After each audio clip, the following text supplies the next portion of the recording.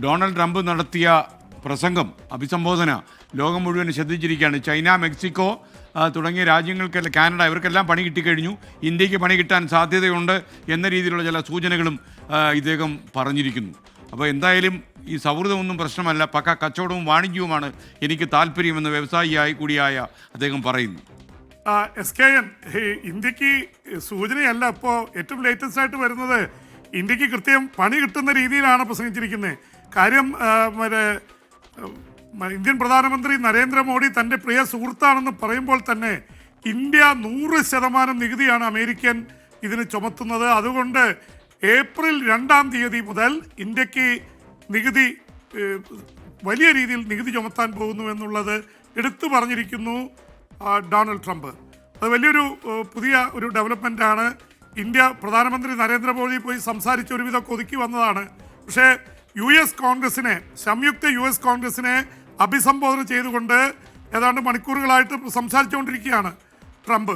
അതിൽ നടത്തിയിരിക്കുന്ന ഒരു പ്രസംഗത്തിലാണ് പറഞ്ഞത് ചൈനയ്ക്ക് 20% ചുമത്തി, കാനഡയ്ക്കും മെക്സിക്കോയിലേക്കും 25% ഇന്നു മുതൽ ചുമത്തുന്നു. പക്ഷേ ഇന്ത്യക്ക് ഒരു മാസത്തെ അവധി കൊടുത്തിട്ടുണ്ട്. അത് ഏപ്രിൽ 1 എന്ന് പറഞ്ഞു. ഏപ്രിൽ ഫൂൾ ഡേ ആണ്, അതുകൊണ്ട് അന്ന് ഞാൻ ചുമത്തുന്നില്ല.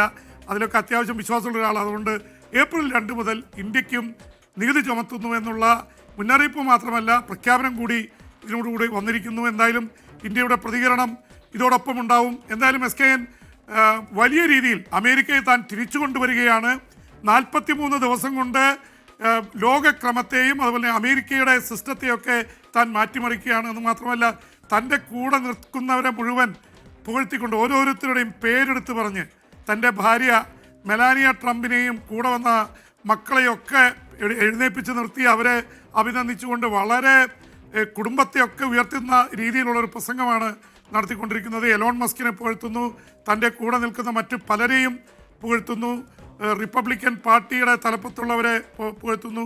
പക്ഷേ ജോ ബൈഡൻ സർക്കാരിനെതിരെ അതിശക്തമായ വിമർശനമാണ് ഉയർത്തിയിരിക്കുന്നത്. ജോ ബൈഡൻ സർക്കാർ 21 മില്യൺ എന്നുവെച്ചാൽ ഏതാണ്ട് 2 കോടിയിലേറെ ആൾക്കാരെ ഇങ്ങോട്ട് കടക്കാൻ അനുവദിച്ചു, മെക്സിക്കോയിൽ നിന്ന് മറ്റ് മേഖലകളിൽ നിന്ന്.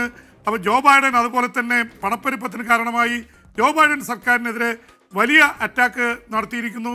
എന്തായാലും 5-ാമത്തെ ജോയിൻ്റ് US കോൺഗ്രസിനെ അഭിസംബോധന ചെയ്തുകൊണ്ടുള്ള ട്രംപിൻ്റെ പ്രസംഗം ദൂരവ്യാപകമായ പ്രത്യാഘാതങ്ങൾ ഉണ്ടാക്കും. അവിടെ പ്രതിഷേധിച്ചവരെ പിടിച്ച് പുറത്താക്കി. അപ്പോൾ തന്നെ അനുകൂലിക്കുന്നവർക്ക് ഏറ്റവും കൂടുതൽ പിന്തുണ നൽകുന്ന രീതിയിൽ ലോകത്തോട് മുഴുവൻ ഒരു വ്യാപാര യുദ്ധത്തിലേക്ക് ഇത് പോവുകയാണ്. SKN, പ്രത്യേകിച്ച് കാനഡ, മെക്സിക്കോ, ചൈന തിരിച്ചടിച്ചുകൊണ്ട് അവരും നികുതി ചുമത്തുകയാണ്. അപ്പോൾ ലോകക്രമത്തിൽ ഒരു വ്യാപാര യുദ്ധം ആരംഭിച്ചിരിക്കുന്നു. SKN.